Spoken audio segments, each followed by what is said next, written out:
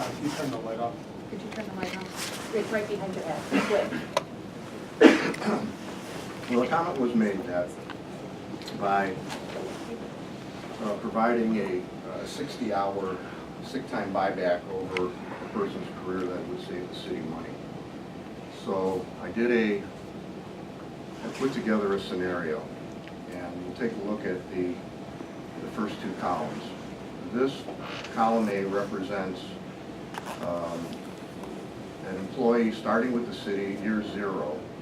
He doesn't take it. This is, and again, I'm going to say this is kind of an extreme example or worst case scenario, but he takes 110 hours, cashes in 60, then in the second year he picks up another 110, cashes in 60, and it goes through 30 years, and you can see at the end of 30 years, and this is key, that person will have cashed in every year for 30 years 60 sick hours, and at the end of that career of 30 years will still have 1,500 hours left, which is approximately 6 months worth of sick leave.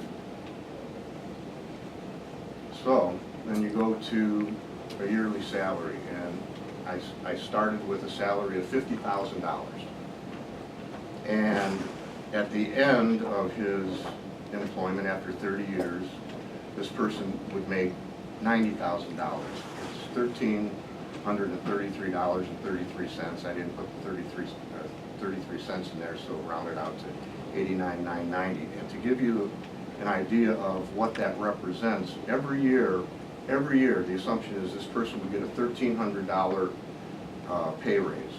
And so because his pay is low at $51,000 or $50,000, to go from $50,000 to $51,333, that represents a 2.67% increase in salary. The next year represents 2.59, the third year represents 2.53. You can see it declines until you get to a point at $89,990.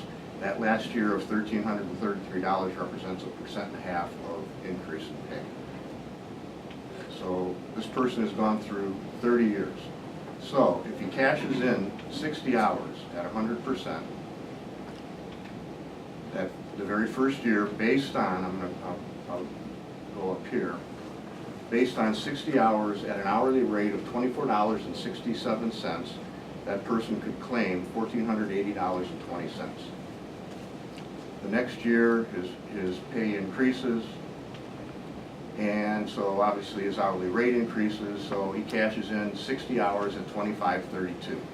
The next year, it goes up to $25.96, that's his hourly rate, every time you add the $1,300 or $1,333 in. The next year goes to $26.06, until you get to the end, it is his pay at $90,000 is roughly $43.26. Okay, so what does this say? The sum of E5 through E34 represents from here, year 1 to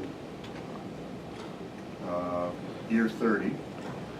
So that person over his 30-year career cashes in $61,150. Now remember, this person also has 1,500 hours left over, which he can cash in at 33%. That 33% at his highest rate realizes that individual $21,413. So over his career, by cashing in sick time yearly plus cashing in at retirement, is $82,564. Okay, now go over to this column H.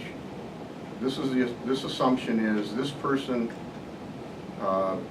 is not cashing in any hours until retirement, and that's the way it used to be prior to the contractual agreement.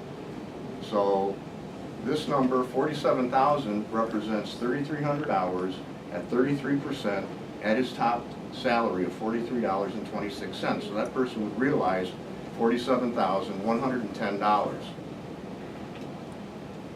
Now, the only way that the city saves money in this sick time cash-in is if you take this $1,480, which remember is 60 hours times his hourly rate. Then if you multiply that by the 0.33 multiplier, instead of this person cashing in $1,480, he would cash in, or she would cash in $488.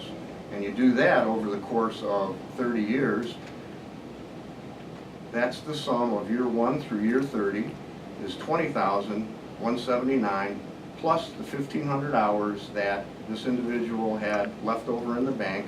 You cash that in, it's $41,592. So this is without any kind of a buyback except at retirement. This is a buyback at 33%, and this is the and this is the buyback if they can cash in the 60 hours at 100% of their rate. So this is where the money savings comes from.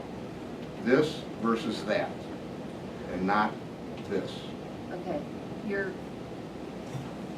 33% is 33% of his entire sick time that he is given? Right, prior to the police, fire, clerical, and service department contracts, they had to abide by this. They could not cash in any sick time until they retired, and that calculation again is the total number of hours times 33%. You only can cash in 33% of the total hours at your highest hourly rate, which in this case at 90,000 is $43.26. So the only way that cashing in hours benefits the city is if you continue that 33% of the 60 hours times their hourly rate. Okay, so you're doing 33% of 60, not of the 110 that they get every year? No, you can cash in 60, so you take 33% of 60 times their hourly rate is this column here.